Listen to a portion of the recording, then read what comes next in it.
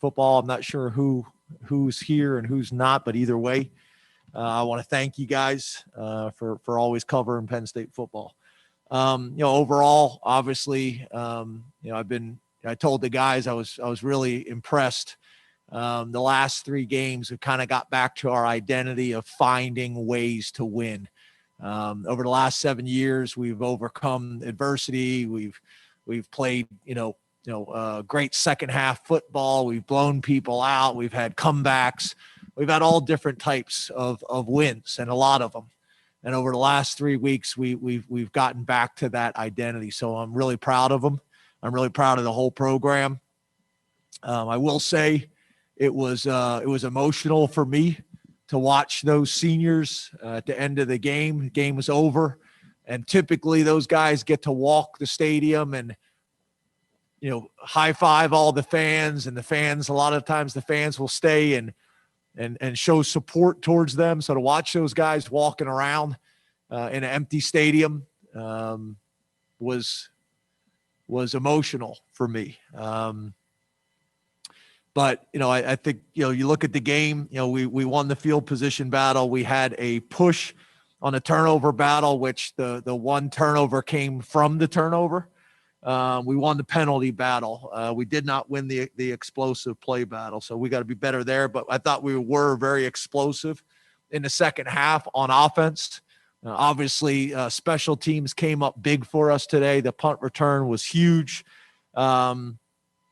I thought we played complementary football. There was times where the offense wasn't in rhythm and the defense played well. And then, there was times where the defense was struggling and then the offense was able to step up. And then same thing on special teams. I thought we played complementary football. So, I'm proud of those guys. I really am, and we're going to enjoy this one for a few hours. And then hopefully we'll find out at some time, who we're playing. It's going to affect our Sunday preparation, because we usually would be breaking people down tonight so that we can get going and be prepared for our Sunday practice. But obviously we don't know what Sunday and what next week holds yet. So we're waiting to hear from that, hopefully sooner rather than.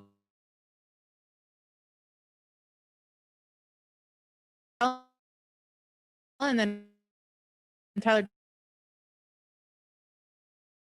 way to your team. The way they kind of say a whole lot to him. I know there's always these like, what did you say to him at halftime?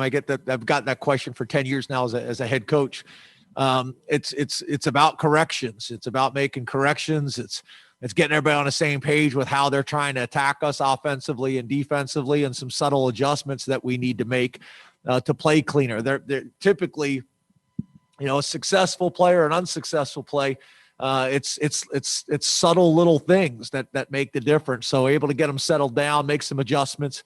And then I thought we made some plays on defense. We made some plays on offense, made some plays on special teams, and you build some momentum and you build some confidence and you go from there. So it's not like I said on the radio show just a few minutes ago, it's not like I set all fireworks in there or anything like that. But we were able to make some adjustments offensively and defensively. The field goal, was big.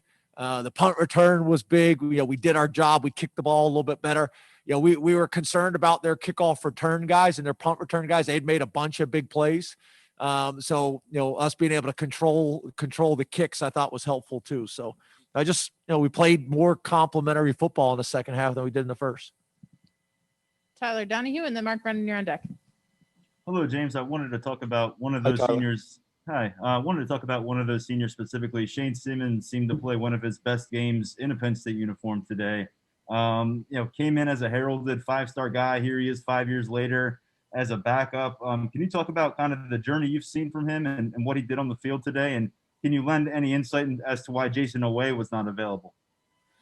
Yeah, so I'm really proud of Shane. He's had a long journey. I've known Shane. Shane visited me, I think, going into his 8th grade year at Vanderbilt. Him and his family came down for a visit. It was either going into his 8th grade year or going into his 9th grade year. I've known the family for a long time. I'm really proud of him. He's done extremely well in school. He's been a huge part of our program over the last 5 years. Jason Owe was unavailable. I don't know if you guys, saw the previous week against Rutgers. He had a play where kind of got banged up. So he was unavailable. So all the guys that you didn't see play today, that was the case. They were unavailable based on medical. Our trainers and doctors make those decisions. But it created opportunity for Shane, and Shane did a great job. Got a bunch of reps and played well and was physical. And I'm proud of him. I'm really proud of Shane. I'm a big fan of Shane. I always have been. I always will be. And he's been a great teammate here for the last 5 years. Mark Brennan, Dave Jones, you're on deck. James, you touched on it a little bit, but can you go back to that point in the third quarter where you hold them to a field goal and march down? I know that's kind of the complimentary stuff you're talking about, but how big was that after the way the defense struggled in the second quarter? I agree. I think that was a huge drive right there. Holding them to a field goal there. I think they were first and goal and holding them to a field goal, and then the offense being able to do some things. I think the game could have been different if they score right there. So, the fact that we were able to, battle and hold them to 3 points right there. And then the offense was able to come out and answer. We kind of started to chip away at their lead. And, and then again, we made some big plays on offense and defense. We were able to start getting off the field, on defense on third down. The problem in the first half, defensively, they were just getting way too many yards on first and second down. They were always ahead of the sticks early in the game, but we were able to get them calmed down and make some subtle adjustments and just play better defensive football, gap sound, gap accountable, which was big. Dave Jones and Audrey Snyder, you're on deck. James, I'm just throwing this out there as a hypothetical or a theory, but it seems like this team, on both sides, plays better when it's aggressive. But it also occurred to me, maybe you haven't had a chance to really get to know. There's been so many moving parts on this team that you don't know quite what you have or haven't until recently. Does that hold any water or no? Yeah, I think there's probably some of that, Dave. I mean, I think, typically you have a traditional training camp and you learn a little bit about your team, and then you play the first couple games of the season and you learn a little bit more, and you start to kind of figure out your identity. We're going to be a coverage team, or we're going to be a pressure team, or we're going to be able to tempo or throw the ball or run the ball, or we're pretty balanced, or we're weak in this area. So we got to play to our strengths right now, but we got to work on these things. And, obviously, with the season going the way it went and, the decisions that the Big Ten made and then going Big Ten only and those type of things, with a young football team that we had, I can't say that now, but in the beginning of the season, young football team, very little seniors. And then on top of that, Dave, I don't need to say to you, all the significant losses that we had either before the season started or in week one. Things changed quickly.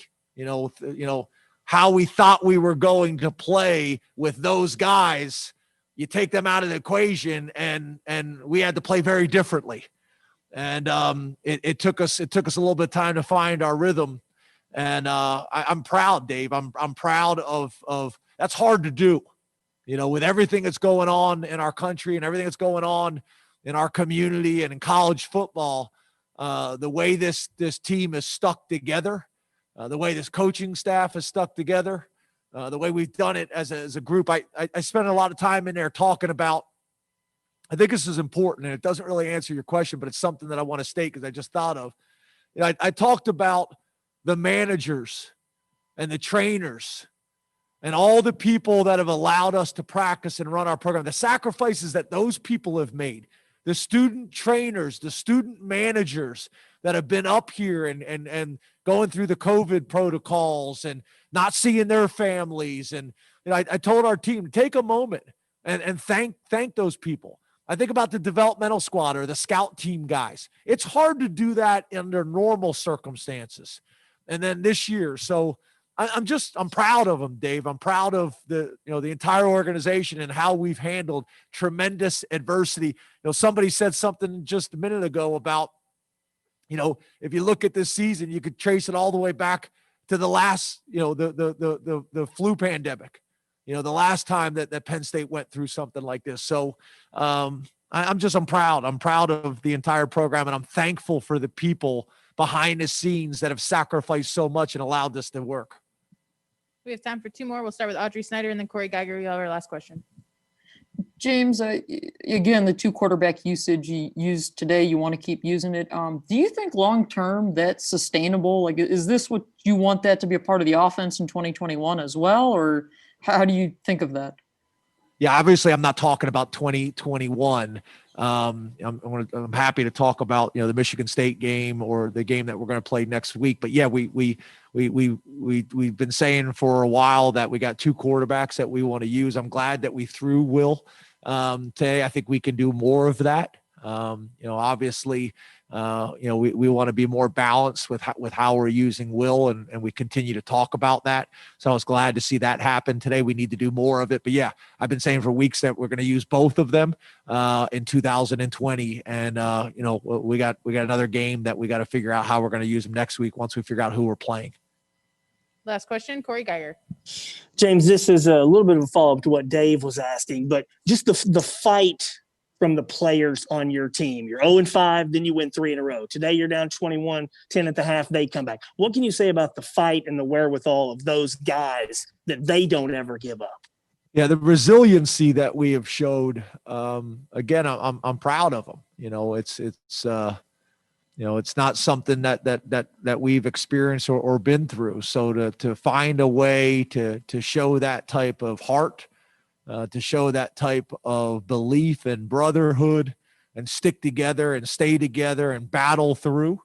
I'm very proud of them. I'm very proud of everybody. And again, it's not easy to do.